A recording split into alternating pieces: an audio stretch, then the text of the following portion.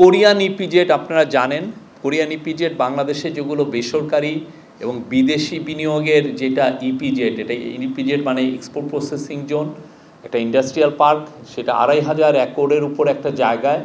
এইটা কোরিয়ান ইপিজেডের একটা জমি নিয়ে অনেক দিন সমস্যা ছিল, বিশেষ করে গত স্বৈরাচারী গভর্নমেন্টের আমলে এই জমিটার দিকে চোখ পড়েছিল সেই সময়ের খুবই বড় বড় পলিটিশিয়ানরা। তারা চাচ্ছিলেন যে তার জমিগুলো, এই ২৫০০ জমি যিনি ডেভেলপ করেছেন, এটা তারা নিয়ে নিতে চাচ্ছিল।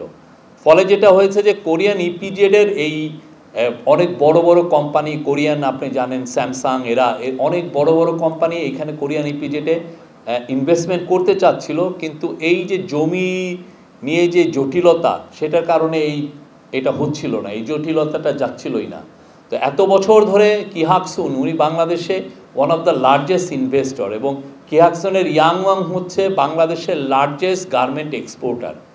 এই যে সমস্যাগুলো তৈরি করছিল সেই সময় পতিত স্বৈরাচারের কানেক্টেড পলিটিশিয়ানরা বা তাদের পাওয়ারফুল পলিটিশিয়ানরা, এর ফলে বিদেশি যে বিনিয়োগ, বড় একটা বিনিয়োগ বাংলাদেশে আসে নাই।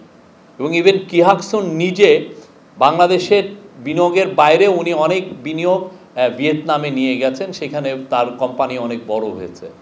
তো আমাদের এই প্রথম একটা বড় চ্যালেঞ্জ ছিল যে এই কোরিয়ান ইপিজেডের যে ল্যান্ডের সমস্যাটা যে করেই হোক এটা ঠিক করতে হবে। এবং আমরা কোরিয়ান ইপিজেডকে আমরা কথা দিয়েছিলাম ৬ই ফেব্রুয়ারির মধ্যে তাদের যে ল্যান্ডের যে সমস্যাগুলো এটা দূরীভূত হবে, এবং আমরা ঠিক 6ই ফেব্রুয়ারি তাদের হাতে তাদের ল্যান্ডের মিউটেশন পেপার সমস্ত কিছু তাদের হাতে হস্তান্তরিত। এখানে এখন আর কোরিয়ান ইপিজেডের কোনো ধরনের কোনো সমস্যা নাই।